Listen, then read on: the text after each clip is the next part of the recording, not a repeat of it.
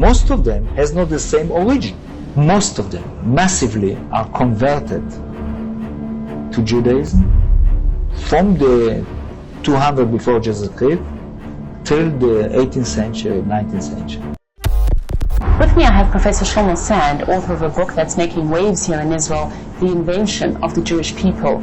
Professor, thank you very much for joining us here on RT. If we go to the heart of your book, what is the difference between a people, a race, and a religion? I will start from the end, because before people existed in the world, I think religious communities were the most important union of people in the world. Religion is a community of people that believe in the same God. Race is something that was dominate the 19th century thought about human beings. And I think that today, after the Second World War, the word race become illegitimate at all. We don't believe that race exists because people are so mixed between them that you cannot speak really of race, only about a yellow race, a black race, and a white race. About people, it's legitimate. We are using it all the time. And what is important, when we say French people, for example, Italian people, we are thinking not about a scientific concept of a group, a human group. We are thinking about a human group that have in common a language, have in common a culture, a secular culture, and have in common a lot of practice, but secular practice. Okay? Before the modern times, people are living in villages that between a valley and another valley, it was a different dialect of the language. Imagine a world that the peasant spoke maybe 300 words with all their life. I don't know how many words they spoke with their wife. But speaking about it as a people, it's something not really scientific. Can you say there's such a thing as a Jewish people? I cannot say a Jewish people. Why I cannot say a Jewish people? Because the common things between a Jewish 500 years ago, between a Jew in Marrakesh, a Jew in London, and a Jew in Rome, was only religious practice and not secular practice. They didn't speak the same language, they didn't eat the same food, they didn't hear the same music. Why to call it a people, I ask? Can we not go back further and say that the Jewish people started in biblical times? I advise everybody to open the Bible and to see all the uses of the word people in the Bible. People in the Bible is not at all the same thing that I nominate people today. Not at all. The word people in the Bible, in the beginning of my book I explain it very clearly, can be a village, can be the poor people in the country, can be an army, can be also a religious community. So if the Jews are not a people, what are they? In the past, it was one of the religious community, the most important religious community that started to spread monotheism. Without Judaism as a religion, there cannot be not Christianism and not Islam. The Jews continue to exist as a kind of sect in the Christian world and after it in the Islamic world. But most of them has not the same origin. Most of them massively are converted to Judaism from the 200 before Jesus Christ till the 18th century, 19th century. Saying that there is not a Jewish people in the world, it doesn't mean that I deny the affinity between Jews, the solidarity between Jews. You have to understand, after Hitler, somebody that denies solidarity between Jews is an idiot or a criminal. Hitler had no problem defining a Jew. He had a problem. Hitler had a very big problem. He based himself to define the Jewish people as a race, as a biological phenomenon. But the criteria, the parameter to define who is a Jew was bureaucratic papyrus, papers. You cannot find biologically who is a Jew and who is not a Jew. He had a real problem to define what is a Jew. That he killed 6 million Jews. By what? By what? This is one of the paradoxes of the Nazis, the stupidity of the Nazis. Why? Because they defined racially a Jew, but they cannot prove who is Jew by race. You understand what the problem? They look for papers, birth act of your grandmother. But it's a birth act, it's a bureaucratic stamp, you understand me? He cannot define who is a Jew. He cannot look forward, take a Jew, and decide that he is Jew because of biological terms. They try to measure the heads, you know, to look forward with the noise and all this.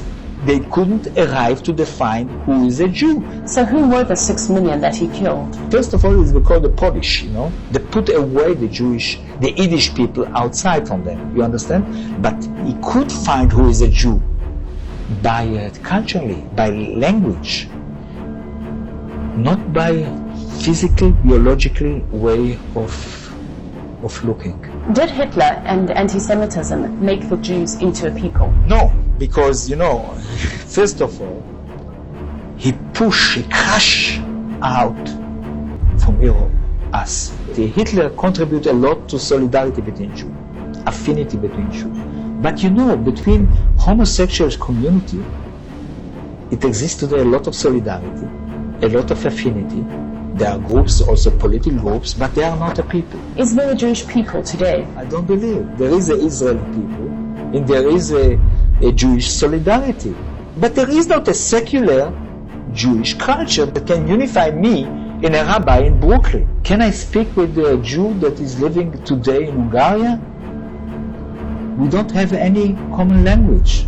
We don't like the same food. We don't have the same theater.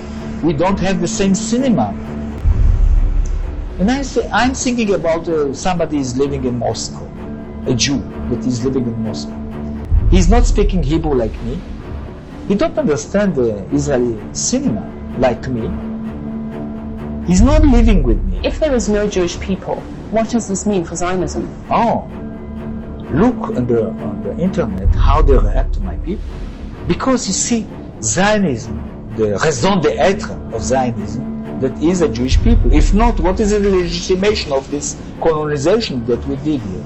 When you use the word people, you believe that this people has a territory, is the owner of a territory. This is the reason that we are using the word Jewish people. Can you say there's such a thing as an Israeli people? I can say that today there is an Israeli people in even an Israeli nation. Why people? We have a common language, we have a cinema, we have a theater, we have food.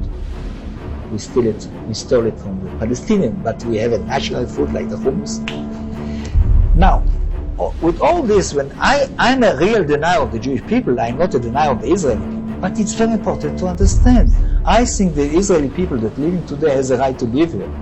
I don't think that this territory, this land belongs to a rabbi in Brooklyn that want to become. If the Jewish people do not have a right to this land, why does the Israeli have a right to live here? The whites in the United States, the Anglo-Saxon Protestant has today a right to stay in the United States because, you know, history is built by tragedies. Building the American nation was on the cost of the Indians.